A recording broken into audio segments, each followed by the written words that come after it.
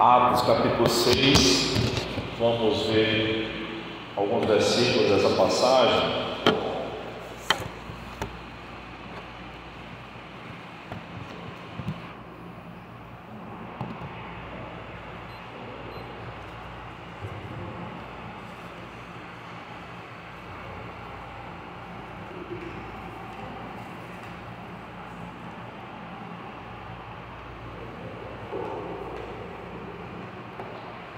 Vejam só, acompanhe comigo a leitura. Naqueles dias, crescendo o número dos discípulos, houve reclamação dos judeus de cultura grega contra os demais judeus, pois as viúvas daqueles estavam sendo deixadas de lado na distribuição diária de mantimentos. Em razão disso, os 12 apóstolos convocaram a multidão dos discípulos e disseram: não faz sentido que deixemos a palavra de Deus e sirvamos às mesas. Portanto, irmãos, escolhei entre vós 7 homens de boa reputação, cheios do Espírito Santo e de sabedoria, aos quais encarreguemos este serviço. Mas nós nos devotaremos à oração e ao ministério da palavra. A proposta agradou a todos, e elegeram Estevão, homem cheio de fé e do Espírito Santo, Filipe, Prócoro, Nicanor, Timão, Pármenas e Nicolau, prosélito de Antioquia. E os apresentaram perante os apóstolos, os quais, depois de orar, impuseram-lhes as mãos, e a palavra de Deus era divulgada, de modo que o número dos discípulos em Jerusalém se multiplicava muito, e vários sacerdotes obedeceram à fé. Amém? Muito bem, queridos. Então vejam só, essa é a primeira passagem bíblica que fala do estabelecimento de oficiais da igreja, que a gente chama de diáconos. O próprio texto bíblico não diz eles vão ser diáconos, não, mas diz a situação, o que estava acontecendo na situação. Havia uma distribuição diária de mantimentos e de alimento mesmo, né? Então, o grupo de judeus gregos estava sendo deixado de lado, o grupo de judeus hebreus estava sendo privilegiado. E aí eles falam: está errado aí, está errado esse negócio. Então, assim, tinha gente que estava ficando com fome por causa da situação. Aí o que é que aconteceu? Foram falar com os apóstolos, e os apóstolos disseram: rapaz, isso é importante, mas é muito mais importante a palavra de Deus. Então nós vamos ficar com a palavra de Deus e com oração, e vocês escolham homens, alguns homens entre vocês mesmos que sejam, tenham essas características, homens cheios do Espírito Santo e de fé, e de sabedoria, aliás, de sabedoria. Veja só, pode parecer até que é demais para escolher alguém para administrar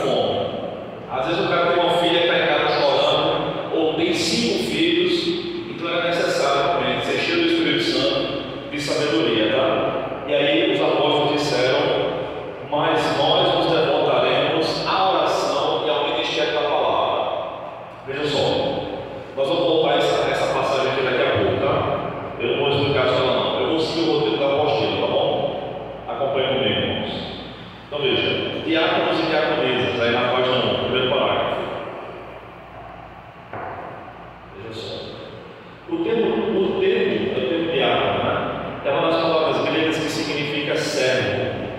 Embora o estabelecimento desse ministério tenha ocorrido no episódio narrado em Atos 6, que é o que a gente acabou de ler, Lucas, o autor do livro, não chama de diáconos diretamente. Ele não diz, ó, e assim foram estabelecidos os diáconos. Não, ele conta a história, tá? E fica claro. Mais para frente, um pouco depois, alguns anos depois, eles foram chamados de diáconos propriamente dito, tá? O texto de Atos 6 possui um jogo de palavras, onde os escolhidos para servirem às mesas são servos do povo.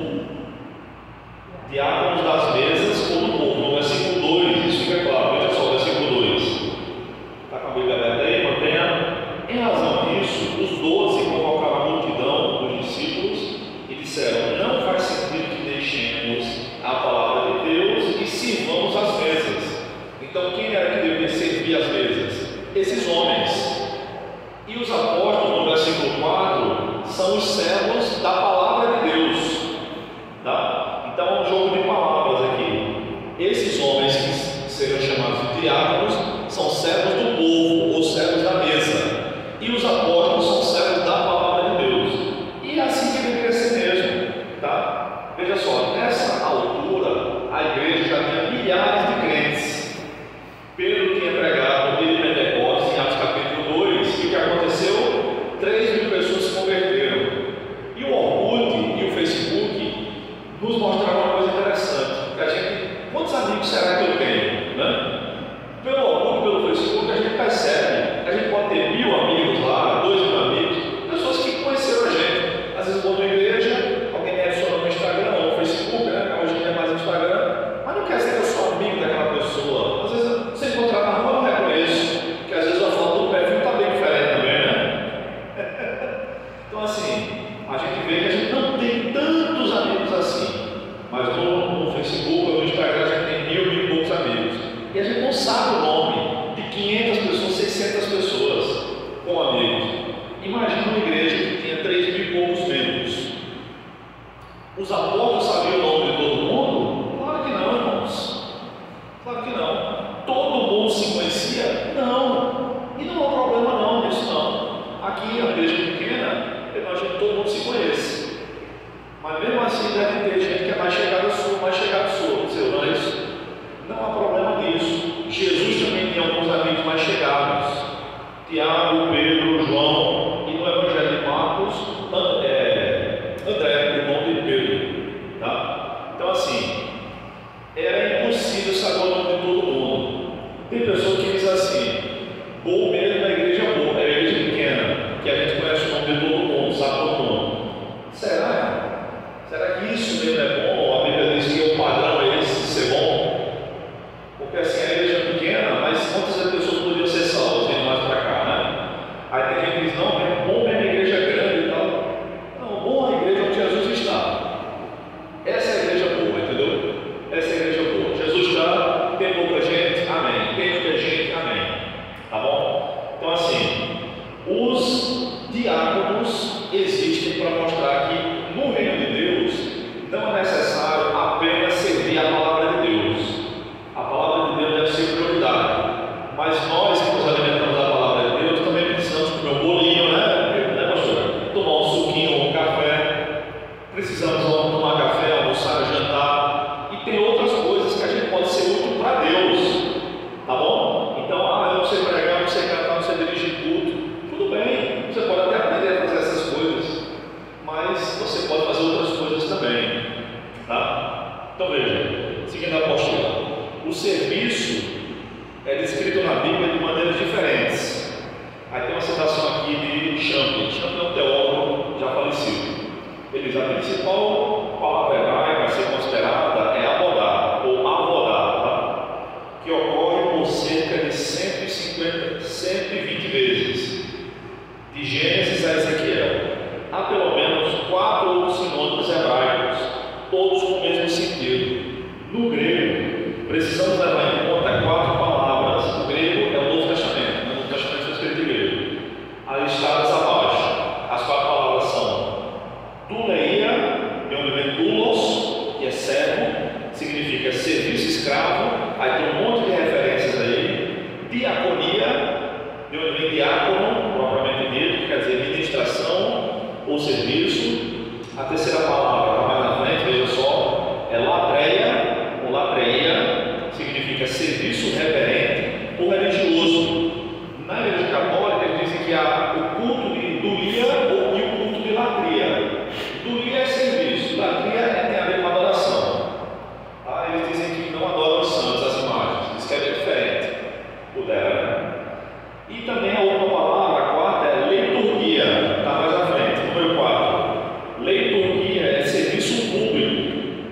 Serviço público, liturgia, deu a nossa palavra liturgia. Qual foi a liturgia de hoje à noite? O pastor começou, leu a passagem, orou, passou a palavra para mim, depois vou passar para vocês fazerem perguntas, enfim, nós vamos orar e vamos encerrar. É a liturgia. Às vezes também, pastor, por favor, na liturgia, pode ter um diácono.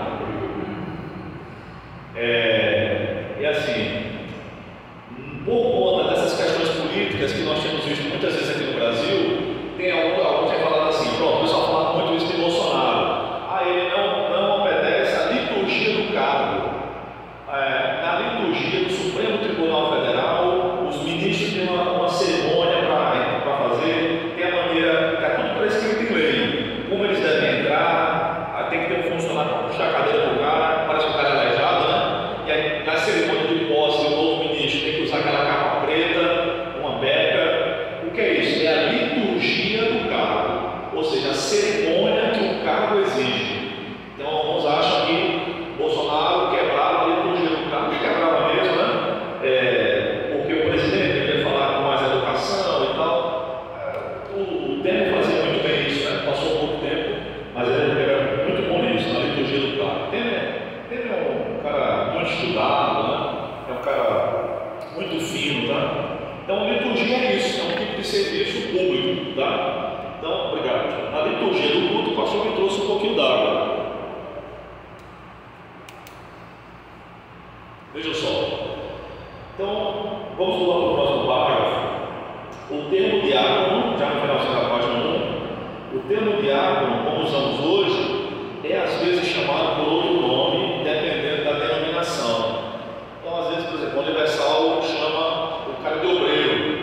Os obreiros da Igreja Universal fazem o serviço diaconal. Estou falando da teologia da igreja, tá? Das doutrinas, falando dessa questão do serviço. Na Igreja Batista só tem 2 oficiais, pastores e diáconos. Na nossa igreja não. O diácono na Igreja do Nazareno, pelo estatuto, não é isso que eu estou falando hoje. Pelo estatuto é um ministro ordenado. Como eu sou ordenado, como a pastora Elise é ordenada, o pastor Jonatas, tem mais alguém aqui?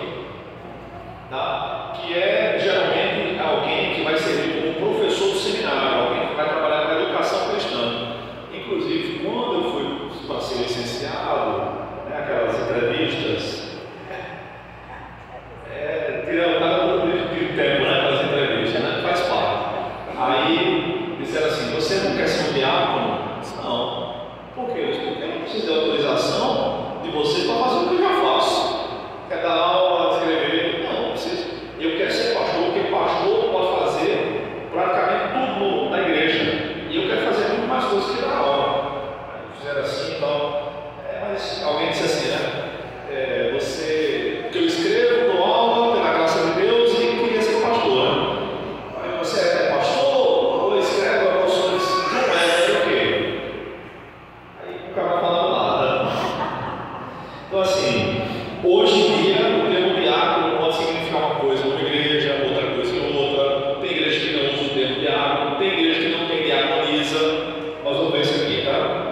Mas o importante é que o trabalho seja feito. Champlin, mais uma vez Champlin, né? Comentando sobre a palavra servo, esclarece. Veja aí na página 2.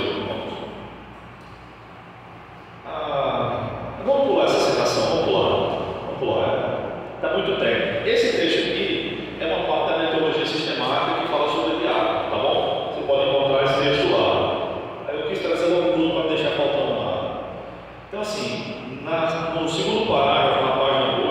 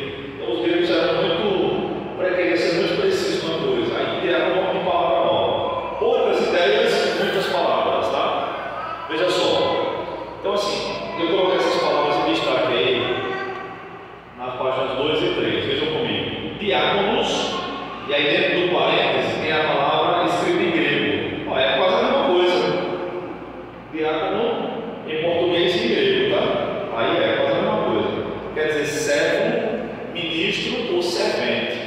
E essas referências aí, irmãos, essas referências bíblicas, que nós não vamos ler todas, tá? Daria nem tempo, são todas as referências que aparecem essa palavra, todas no Novo Testamento. Onde é que aparece a palavra diáconos? Está tudo aí. Eu botei aí para você ler depois em casa com calma, ler passagem a passagem, tá bom? Aí outra palavra, agora o que quer dizer diácono? Diáconos, servo. Lembra? Foram inicialmente servos das mesas, para servir o povo nas mesas. O que o pastor Jonatas acabou de fazer aqui para mim foi ser um diácono para mim. Ele me serviu de comida, de alimento. Mais cedo, né? Ali com um bolinho, um biscoitinho, e agora com água. Ele é a esposa, né? Elisa. Dulos também é servo. Veja, servo ou escravo. Que assim, escravo, a gente lembra logo da escravatura dos gregos, mas na Bíblia havia escravidão no Antigo Testamento e no Novo Testamento, mas era diferente. Não era como a escravidão dos gregos. No Antigo Testamento, a escravidão era o seguinte: o pastor Jonatas tinha uma fazenda, ele era um cara rico. Aí ele me chamava para trabalhar na fazenda dele, para ser um meeiro. Quem conhece o termo meeiro? Sabe o que quer dizer? Meeiro é o seguinte: um fazendeiro chama um cara para morar na casa dele, na terra dele, e trabalhar lá. Aí, se tiver boi, tem leite para o dono e para mim, para os filhos dele e para os meus. Se tem um pé de maracujá, é suco de maracujá para ele e para mim. Aí ele me dá uma casa, um terreninho e um salário. Esse era o escravo do Antigo Testamento, entendeu? Aí tem mais. No Antigo Testamento, o escravo tinha direito a, assim, se ele fizesse uma dívida muito forte, muito alta, ele dizia: não, eu não tenho como pagar. Aí, então você vai ser meu escravo, vai trabalhar para mim 7 anos. Nesse regime, no 7º ano, o cara dizia: eu quero minha liberdade. Ou então dizia: não, eu gostei de você, eu vou trabalhar com você no resto da vida. Tá bom, então vamos assinar um contrato. Como é que assinava um contrato? Minha esposa matou a charada. Não vale. Como é que assinava um contrato? Para dizer: esse cara vai trabalhar para mim mesmo, para provar que ele ia trabalhar. Furar a orelha. Era o escravo de orelha furada. No Novo Testamento, o escravo não era nem no Antigo nem no Novo, tá? Era pela cor da pele. Podia ser qualquer pessoa, inclusive um judeu sendo escravo ou judeu, se tivesse uma dívida, como eu acabei de dizer. Tá? Então o que acontece? No Novo Testamento, metade do povo era escravo do Império Romano, ou 2/3 do povo, porque tem livro que diz que era metade, tem livro que diz que era 2/3, ou seja, quase todo mundo era escravo. E assim, acompanhe comigo, abra aí, por favor, 1 Coríntios 7:21.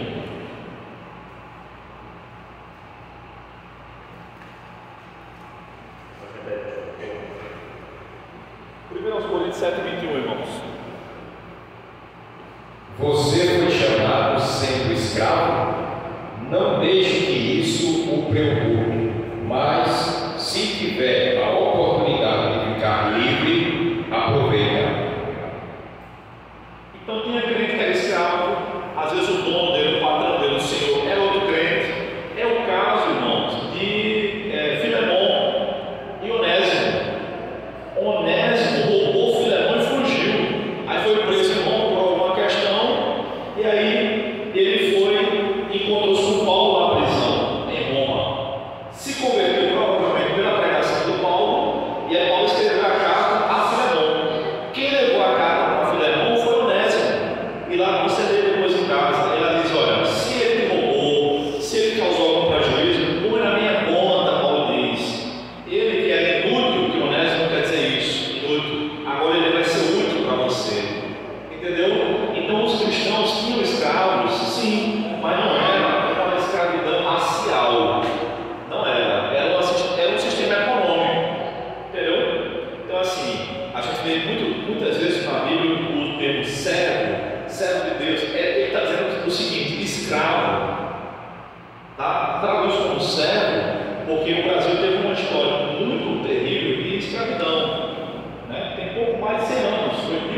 1988, né? 13 de maio, por isso que tem tanta rua chamada 13 de maio, Praça 13 de maio, porque 13 de maio foi o dia que a princesa Isabel assinou, como era a lei áurea, tá? É por isso que 13 de maio é importante na história do país, tá bom? Então por isso que eu estou tratando aqui, dulos, diáconos é escravo, paidós também. Paidós é menino, rapaz, servo, criado, filho. Paidós é o escravo nascido na casa. Então, digamos que eu fosse escravo do pastor Jonatas, está trabalhando lá com ele, eu quero e tal, então menino. Meu filho ia ser um paidós. Um escravo que nasceu de outro escravo na casa dele. É isso, tá? Oiketes é servo ou servir, tá? Pode ser traduzido como servo ou servir. A outra palavra é terapon. Terapon só aparece uma vez, em Hebreus 3:5. Hiperetes. Hiperetes é oficial de justiça, um serventuário, um guarda, um ministro, assistente ou auxiliar. Então João Marcos era uma espécie de hiperetes. E aí vem a palavra, uma das mais usadas no Novo Testamento, leitorgos. Leitorgos é o servo, ministro, com referência especial à responsabilidade perante Deus. Então aparece em algumas passagens, tá, que nós temos leitorgos no nosso meio, na igreja de Roma. Abra aí Romanos 15, por favor. Romanos 15, do verso 14 ao 16.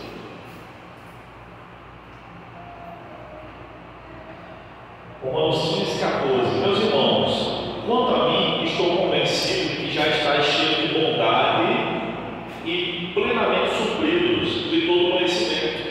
Ou seja, eles tinham entre eles o fruto do Espírito. O fruto do Espírito não é amor, alegria, paz, bondade. Eles estavam cheios do Espírito, sendo vós mesmos capazes de instruir-vos uns aos outros. A igreja de Roma não foi fundada por nenhum apóstolo, mas eles tinham professores lá capazes de instruir. Mas, em parte, vos escrevo mais francamente para vos lembrar de algumas coisas por causa da graça que me foi concedida por Deus, para ser um servo de Cristo Jesus entre os gentios, servindo ao Evangelho de Deus como leitorgos, como sacerdote, para que os gentios sejam aceitáveis a Deus com oferta santificada pelo Espírito Santo. Paulo era um leitorgos nessa passagem, mas em outras passagens a palavra que ele mais prefere é diácono. Nós vamos ver, tá? E a última palavra é sunergos, na página 3, ou sinergos. Essa é uma das preferidas de Paulo, é traduzida como cooperador. Então assim, veja só, tem algumas referências onde a palavra cooperador aparece, e é interessante, eu deveria ter colocado aqui, acabei esquecendo. Tem uma citação no livro que o cara diz assim: foi feita uma pesquisa bíblica sobre as palavras que Paulo mais usa para se referir aos seus companheiros. Ele não se coloca nunca aos seus companheiros de ministério como eu sou o cara, me chame de doutor apóstolo Paulo e vocês são os peãozinhos. Não tem isso, irmão. Tá? Inclusive nas cartas apostólicas, Paulo sempre começa assim: Paulo, vírgula, apóstolo de Cristo Jesus e tal. Aqui a colega não faz isso, né? A carta aos Filipenses, ele não precisa, chama de servo mesmo, mas ele nunca diz Paulo, aliás, apóstolo Paulo, não tem, é Paulo, vírgula, apóstolo, tá? Então veja, seguindo aí na página 3, o apóstolo Paulo, aliás, eu pedi para alguém ler, pode ser certo? Por favor, vamos parar. O apóstolo Paulo chama-se próprio diácono, 2 Coríntios, capítulo 3, 6. Pode seguir o texto, não é muita É referência. interessante observar que esta é uma... Pulou, irmão, pulou, peraí. O apóstolo Paulo chama a si mesmo. É interessante. Não, lê do começo de novo. O apóstolo Paulo chama-se a si próprio de diácono, bem como Timóteo, Epáfras, Pulou Tíquico, irmão. Só está muito apressado. Lê de novo, por favor. Tenha calma. O apóstolo Paulo chama a si próprio diácono, bem como Timóteo, Tíquico, Epáfras, Apolo e Febe. Neste caso, não diaconiza. É interessante observar que esta é uma designação paulina utilizada para se referir a pregadores do Evangelho e pastores. Conforme já mencionei, quando argumentei favoravelmente sobre a ordenação pastoral feminina. Sobre o uso do termo diácono na igreja contemporânea, comenta. Pode ler, por favor. Há, porém, algumas anomalias em relação ao título diácono, especialmente como líder de segundo nível nas igrejas. A primeira é que o diácono como líder de segundo nível só aparece em uma passagem do Novo Testamento, 1 Timóteo, capítulo 3. Antes, nessa mesma epístola, Timóteo, que evidentemente é o representante do apóstolo em Éfeso e encarregado de ordenar bispos e ele próprio um diácono. Legal. Então vamos dar uma olhadinha aqui, tá? Nós vamos passar nos livros. Vou pedir a ajuda de vocês aí. Efésios 3. Quem pode abrir? O irmão aí agora. Efésios 3, segura aí, 7 e 8. Vocês vão para a bebê. Você pode ler 2 Coríntios 5, 18, por favor. E a senhora Atos 1, 17. Pode ser? Tem outro aí? Que é o seguinte: Paulo chama a si próprio de diácono. E ele faz isso com várias outras pessoas: Timóteo, Tíquico, Epáfras, Apolo e Febe. Ele chama de diácono. Nessas passagens que estão aí, eu botei que ele chama os outros irmãos de diácono. Na nossa Bíblia não tem diácono, tem ministro, porque já está traduzido, obviamente, tá bom? A não ser o caso de Febe, em Romanos 16:1, que a gente vai olhar já já, é que é chamada de diaconisa ou serva. Não chamam Febe de ministra nas traduções. 5:18. Tá bom? Primeira vez, né? E 8. Do qual foi constituído ministro, conforme toda a graça de Deus, a mim concedida, segundo a força operante do seu poder. A mim, o menor de todos os santos, me foi dada essa graça de pregar aos gentios o Evangelho da insondáveis riqueza de Cristo. É um diácono que foi chamado para pregar o Evangelho. Diácono no Novo Testamento não é só o servo das mesas, também pregador. E tudo isto provém de Deus, que nos reconciliou consigo mesmo no corpo de Jesus Cristo e nos deu o ministério da reconciliação. O ministério da reconciliação, depois vocês podem dar uma lida melhor, ao longo do capítulo 5 ele explica que é o ministério que todos os crentes têm, de reconciliar os incrédulos que estão brigados com Deus. É o evangelismo. Então, nós somos diáconos disso aí. Nós servimos ao povo, até os incrédulos, a palavra de Deus e essa reconciliação, essa possibilidade. Olha, você está brigado com Deus porque você está em pecado. Você quer se reconciliar com Deus? Seja Jesus. Atos 1:17. Judas era um de nós e participava do ministério conosco. Do serviço. Judas quem era? Era um apóstolo. E ele pregava a palavra de Deus.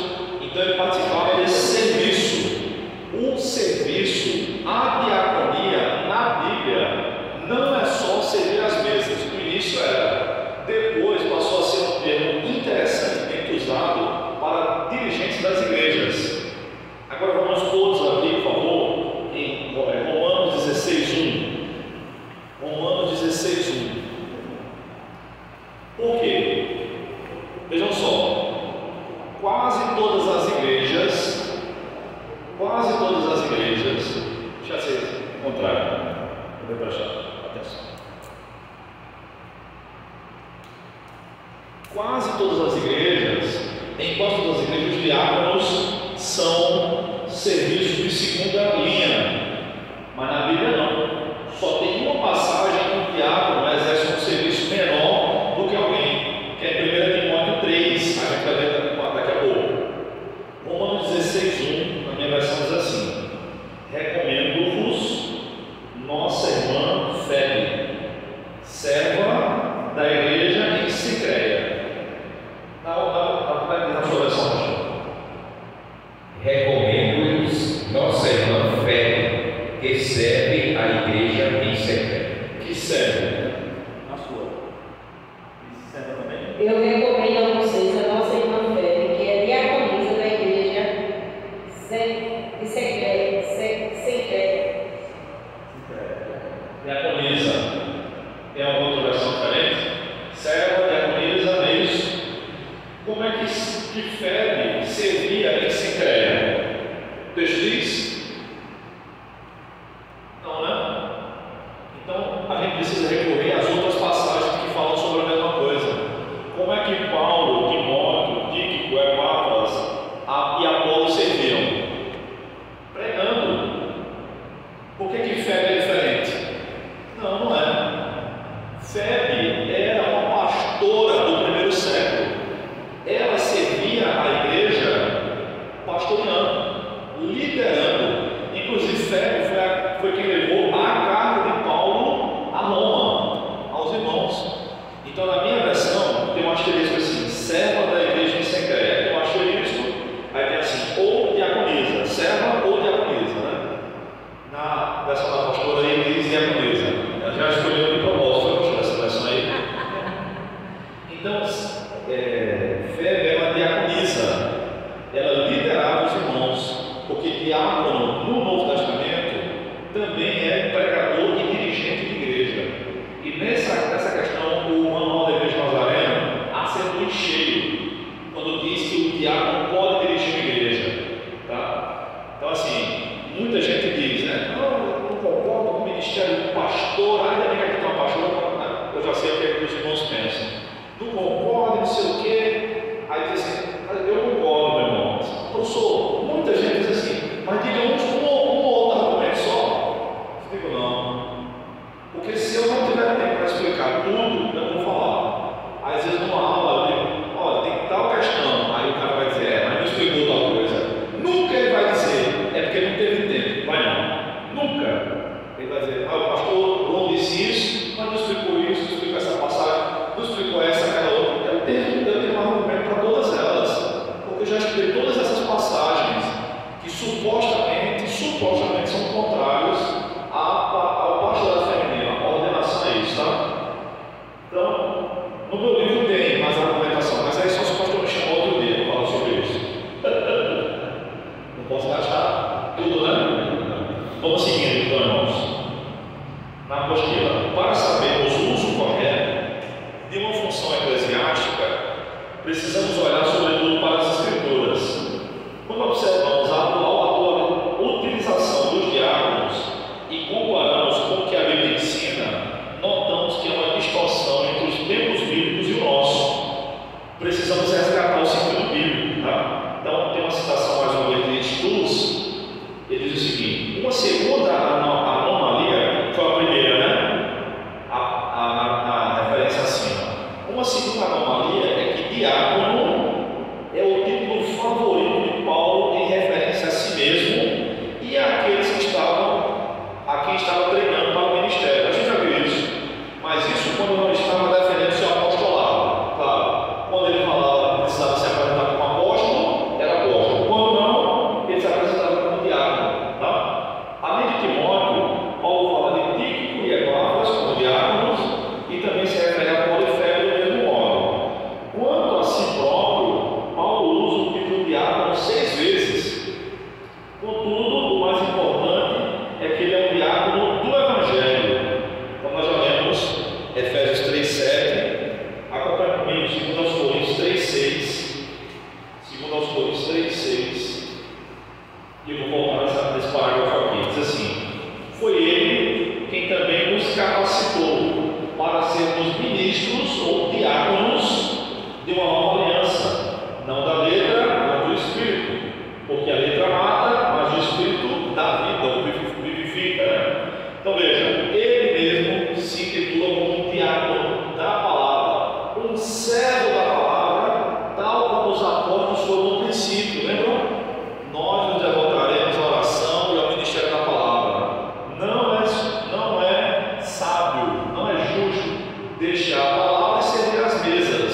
os 12 disseram inicialmente. Tá? Então veja, o que é que os diáconos fazem na maioria das igrejas? Eles ajudam a preparar a ceia e ajudam a servir a ceia uma vez por mês, limpam tudo, enfim. Eles às vezes cuidam do templo, das entradas das pessoas, introduzem os visitantes, os irmãos também. Às vezes tem que procurar algum lugar, aí tem igreja que o pessoal vai de fada, vai de paletó e tal. Tá? Tem igreja nos Estados Unidos que eles vão até armados. Nas cidades onde o pessoal anda armado, é normal, não é como aqui, entendeu? Eles andam normal. Tem até um vídeo interessante que o cara entrou, rapaz, numa igreja, aí estava no segundo banco assim, quando ele entrou, os diáconos já olharam para o outro. Aí o cara sacou, atirou na cabeça do cara que estava na primeira fila, o cara nem viu. Quando ele sacou a arma, todos os diáconos sacaram as suas armas também, meteram bala nele. Os irmãos se abaixaram, acabou-se. Se os diáconos lá não tivessem armados, eles queriam matar todo mundo. Entendeu? E aí foi uma bênção que só morreu uma pessoa. Inocente, né? Então veja, os diáconos fazem um trabalho muito honroso, ajudando, botando prazer para dentro, os adolescentes, puxando pela orelha. Tem igreja que o cara puxa pela orelha mesmo. Então quando eu era garoto, estava na igreja, às vezes achava que o culto estava meio chato. Fiz poucas vezes isso, mas fiz. Ia para fora conversar um pouco. Às vezes eu fazia isso na cantata de Natal. Eu não gosto de cantata não, sabe? Eles cantavam logo 10 músicas aqui, meia hora, 40 minutos. Aí eu lá para fora, aí às vezes eu disse, pastor, não dá não, pastor, não aguento não, pastor. Até hoje eu não gosto de cantata. Eu gosto da música, mas daquele coral eu não gosto não. Aí o que acontece? O diácono fica olhando os filhos dos crentes, bota para dentro, ajuda, tem um bebê que está perturbando a liturgia, não pode. Nem todo mundo tem um bom senso de quando a criança chora, se ela dá um chorinho e tal, né? Uma soluçadinha, beleza, bota chupeta, bota o dedo na boca do menino, sei lá, dá uma aguinha, ele se aquieta. Mas às vezes o menino começa a chorar o mundo todinho. Aí eu peço para parar, eu me tiro a concentração. Eu fui pregar na igreja uma vez e não tiraram. Eram dois meninos chorando. Na hora dos sermões, não, às vezes está com sede, está com calor, deu uma aguinha. As duas mães não se levantaram para fazer nada. Minha esposa teve que ir lá. Só está atrapalhando. Não se tocava, não, né? Então, esse é o papel diaconal. Está vendo que tem que ter muita sabedoria? E assim, o bebê chorou da boca, alguém levou, né? Beleza, faz parte. Vai chorar bem, nem é para chorar e correr mesmo. A gente só não pode deixar virar bagunça, né? Então, cabe aos diáconos e diaconisas, no caso de diaconisas, a mulher prepara, às vezes até um ambiente para a mãe dar de mamar. Vem para cá, mãe, leva a mãe lá para dentro, bota numa sala daquela, fica na porta, não deixa nenhum homem passar, entendeu? Para a mãe se sentir à vontade, não vai deixar o menino com fome. Esse é um papel diaconal. O pastor está pregando aqui, de repente, chega alguém estranho na igreja, meu amigo, a igreja não é a casa da mãe Joana, que qualquer um pode entrar. Pode não. Ele pode entrar se quiser ficar quieto. Cabe aos diáconos se juntar, chega um bêbado aqui. Eu vou deixar ele ficar aqui? Ou não? Se ele ficar quietinho ali, tudo bem. Mas tem bêbado, engraçadinho, que quer dar em cima da menina. Bota para fora. Quer entrar, vai em casa, toma um banho e volta semana que vem. Aqui não é lugar de curar ressaca, não, irmão. Então, criou-se essa ideia, porque Jesus está aqui, qualquer um pode vir de qualquer jeito. Não, há regras. Há regras. Eu não vou vir pregar aqui em bermuda. Eu passo a semana de bermuda em casa. Mas não, tem uma liturgia do cargo. Entendeu? Então, assim, os diáconos servem para organizar, ajudar a colocar ordem. Tem igreja que o pastor, quase toda igreja é assim, né? O pastor tem uma construção, ele tem que estar o dia todo lá. Rapaz, ele tem que preparar a mensagem, visitar os irmãos. Os caras que os diáconos podiam ajudar a fazer isso aí. Botar alguém para tomar conta da construção, outro para fazer uma visita. Então tem diáconos que têm mais recursos, pode pregar, você quer falar disso?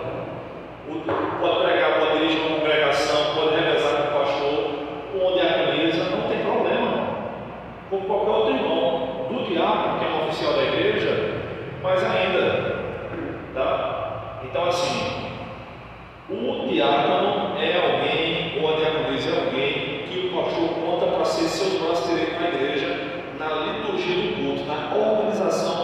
serviço do culto. Nós estamos todos aqui, ninguém está com calor aqui, né? Está bem arejado, também não está frio demais, está muito agradável. O microfone não precisa falar alto, entendeu? Não tem ninguém com som perturbando. E aí se passa alguém ali com o som do carro alto, vai lá o diácono, chama 2, 3, se o pastor que vai dar uma carteirada lá para a polícia, né? Às vezes resolve, né? Mas às vezes ele está pregando, vai fazer o quê? Preparar o sermão, vai lá os homens, os diáconos, entendeu? Ô meu amigo, aqui na igreja, por favor, não está resolvendo, chama a polícia, o pastor vai ter que ir lá dentro, porque já que é a polícia, não pode deixar virar bagunça, não pode. Então assim, criou-se essa ideia de que é uma igreja, qualquer pessoa é bem-vinda, mas não de qualquer jeito. Aí não vai deixar o cara entrar aqui e ficar gritando, ficar falando, não. Tem que ter ordem. Então eu estou falando agora com todo mundo calado. Daqui a pouco, quando vocês forem fazer as perguntas, eu vou ficar calado.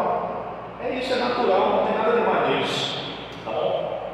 Agora, como é que uma pessoa deve ser? Quais são as características que um diácono, uma pessoa deve ter para ser escolhido um diácono ou uma diaconisa?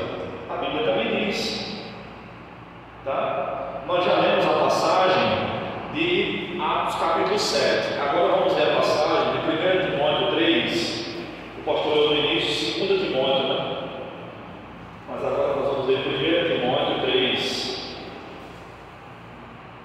Nós vamos ler, irmãos, até o versículo 13, do 1 ao 13. Aliás, do 8 ao 13. Quem pode ler, por favor? O pastor vai ler. 1 Timóteo 3. Pastor, deixa eu só encontrar. Do 8 ao 13.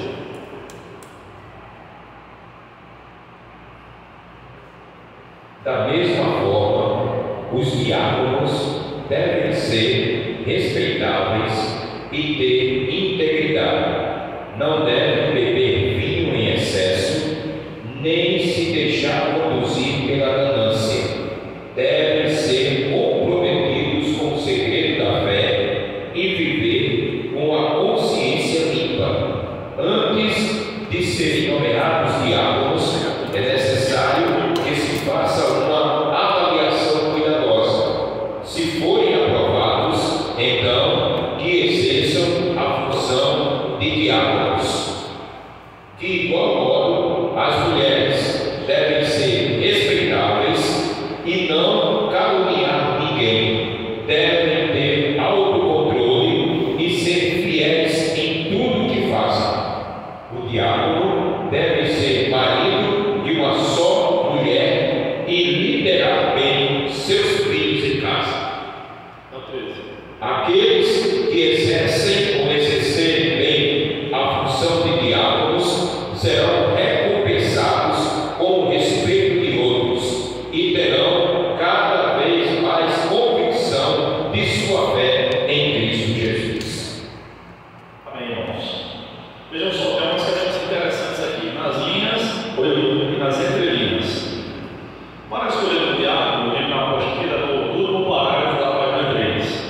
Para escolher um diácono, precisamos saber se o candidato ou candidata preenche os requisitos bíblicos, que são, primeiro, os requisitos lá apresentados em Atos 6.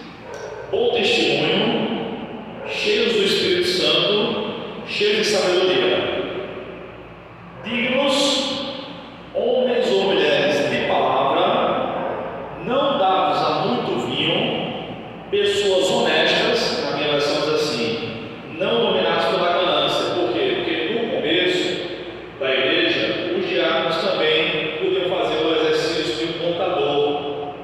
Então já imaginou um tesoureiro, aliás, já imaginou um tesoureiro ganancioso? A tentação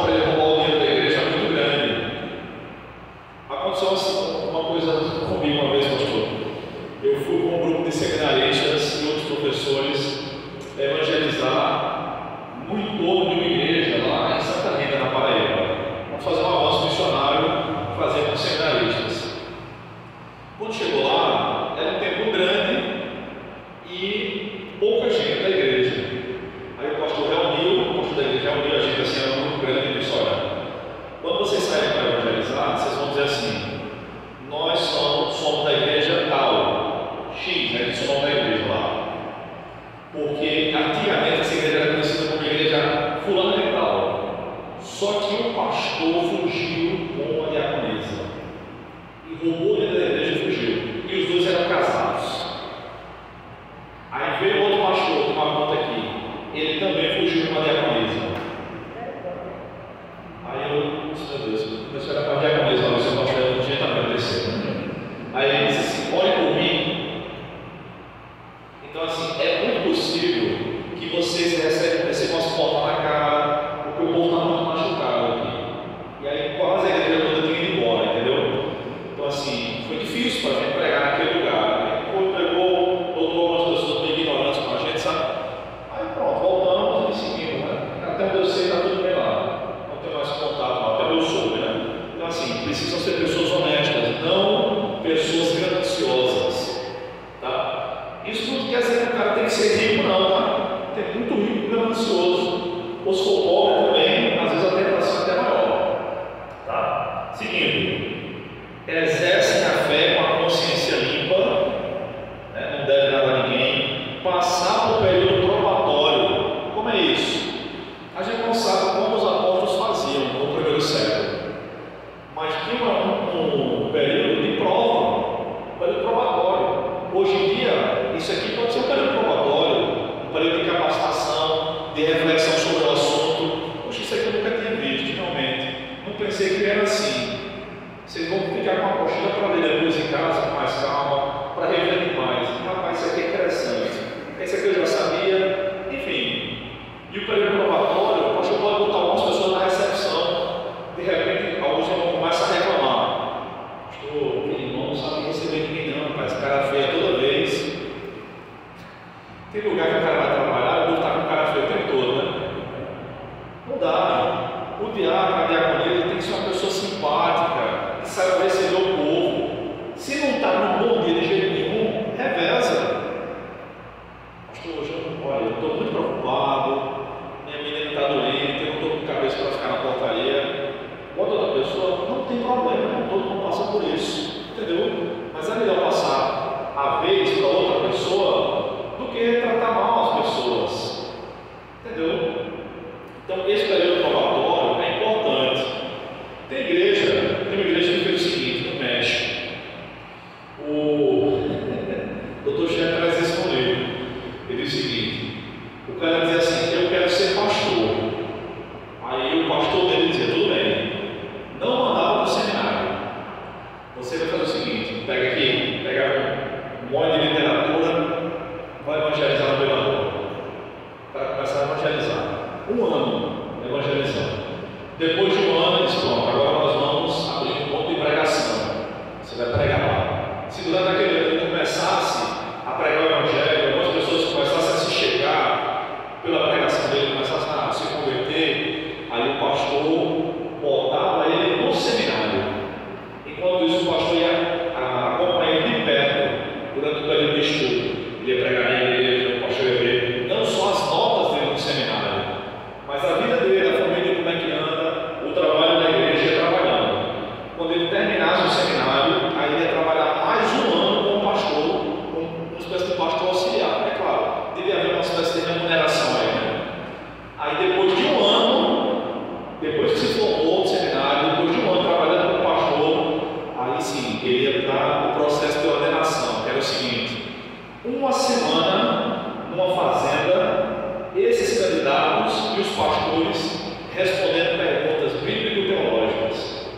Isso aqui eu não sei, o cara que não sabe de nada não serve. Ele pode fazer outra coisa no reino de Deus, mas o pastor tem que dar respostas. Uma semana, conversando, avaliando. Às vezes o cara escorrega aqui a cola, meu filho, não é assim, agora eu já sei, pastor. Então não era porque o cara errasse uma, não ia ser ordenado, não era assim. Mas era mais uma semana de perguntas intensas. Entendeu? A avaliação teológica seria a última, depois de o cara ser muito bem avaliado em todas as áreas. Eu achei interessante. O problema é a gente normatizar. Tem que ser assim. Não. Aqui em Limoeiro pode ser de um jeito, em Recife de outro, na Guatemala de outro, na China de outro, no sertão de Goiás de outro. Cada um respondendo às suas próprias questões culturais e contemporâneas.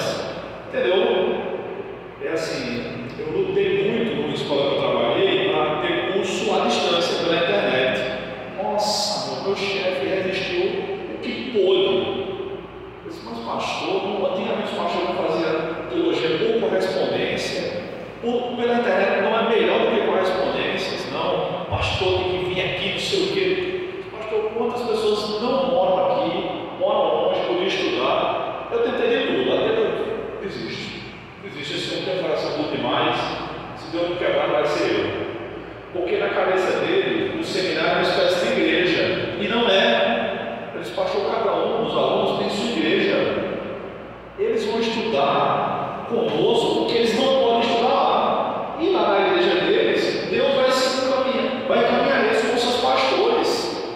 Não tem só uma forma de fazer Nestor, não, gente. Lembra daquela propaganda dos anos 90? Existe duas maneiras de fazer Nestor. Crie você a sua própria, né? Então Deus usa tudo isso. A base é a palavra de Deus. Mas o resto, como é que vai ser esse período probatório? Não sei. Um só cônjuge é a ideia de que o cara não pode ter se divorciado sendo crente e se casado de novo sendo crente.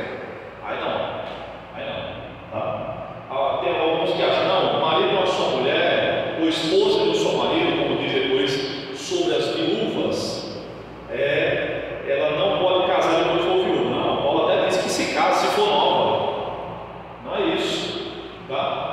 A ideia, tem gente que diz, não, é porque não pode ter duas mulheres ao mesmo tempo. Não, mas nem o crente pode. Não é disso que Paulo está falando, nem o crente pode. Tá? Aí outra característica: governar bem os filhos e a casa. Isso diz do verso 8 ao verso 12. Governar bem os filhos e a casa que tiver. Então veja, são qualificações muito altas. O verso 12 é muito interessante. Abra aí, irmãos, deixa aberto aí. 1 Timóteo 3,12. Aliás, verso 11. Que diz assim: as mulheres, do mesmo modo, devem ser respeitáveis, não caluniadoras, moderadas e fiéis em tudo. Porque veja, acompanha comigo o raciocínio. No verso 1 ao 7, são as exigências para o cara ser pastor, presbítero ou bispo. Do 8 ao 13, são as exigências para o cara ser diácono ou diaconisa. Aí aparecem essas mulheres sendo citadas no versículo 11. Quem são essas mulheres? Muitos acham que é a esposa do diácono, mas não é. Porque para o pastor não tem uma exigência que a sua esposa seja assim. Por que para o diácono, que nesse caso, nessa passagem, é uma segunda ordem, um segundo escalão, teria? Não é a esposa do camarada, é a própria diaconisa. Por isso que é uma exigência alta para ela também. Então quem deve ser a esposa do pastor? Qualquer mulher crente, que se apaixonar e casar. Entendeu? A exigência é a mesma para o crente e para o pastor, que também é crente, para ele casar com alguém. Para o diácono também. Então esse texto não está falando de casamento, com quem a pessoa deve se casar. Está falando das qualificações que o pastor precisa ter, que o diácono precisa ter e a diaconisa. Então algumas igrejas não têm diaconisa, como as Assembleias de Deus mais tradicionais. Não é? O Ministério Madureira tem diaconisa, né, se não está enganado, mas a Assembleia de Deus tradicional não tem diaconisa. Eu estava na Assembleia de Deus em João Pessoa, quando eu vi o doutor Chefe explicando essa carta a Timóteo, a carta toda, 1 e 2 Timóteo. Quando chegou nessa parte, ele deu essa explicação que eu acabei de dar, porém muito melhor.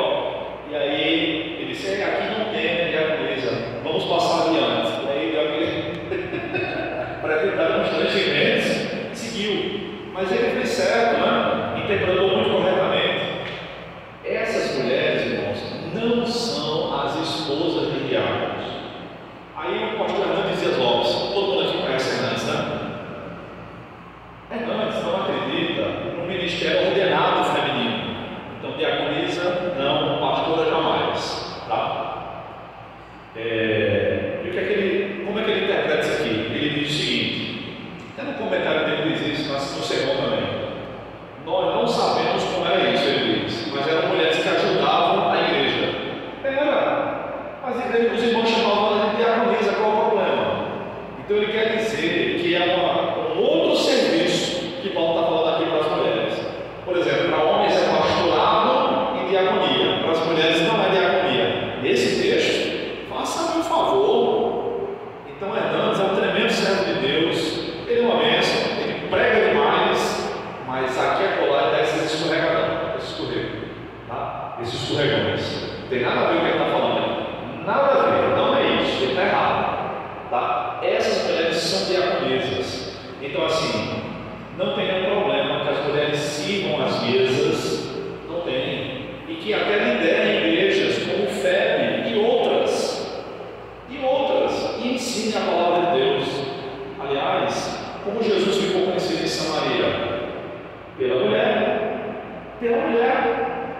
venham ver o homem que me disse tudo que eu tenho feito. Porventura não é esse o Cristo, o Messias? Tá bom? Quem pagou para Jesus viajar e pregar por 3 anos e pouco, quase 4 anos? Mulheres. Abra comigo aí, por favor, em Lucas capítulo 8. Pastor, são 8h15, é isso? Tem mais uns 15 minutos? Lucas capítulo 8. Abra aí, irmãos, por favor.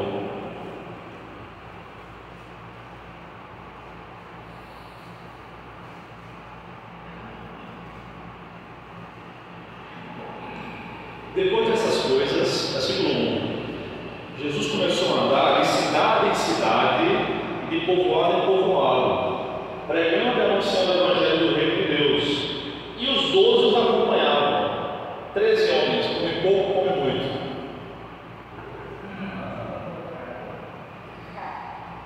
Algumas mulheres que haviam sido curadas de espíritos malignos e doenças também com ele. Quem eram essas mulheres? Maria, chamada Madalena, da qual haviam saído 7 demônios. Joana, mulher de Cusa, administrador de Herodes, minha grana, né? Susana e muitas outras que o serviam com seus bens. Jesus deu o privilégio dessas mulheres sustentarem seu ministério. Entendeu? E assim, essa Maria Madalena aqui não tem nada a ver com aquela mulher de João 8, não, tá? Aquela foi pegada do pé, lá o texto não disse o nome daquela mulher, não, tá?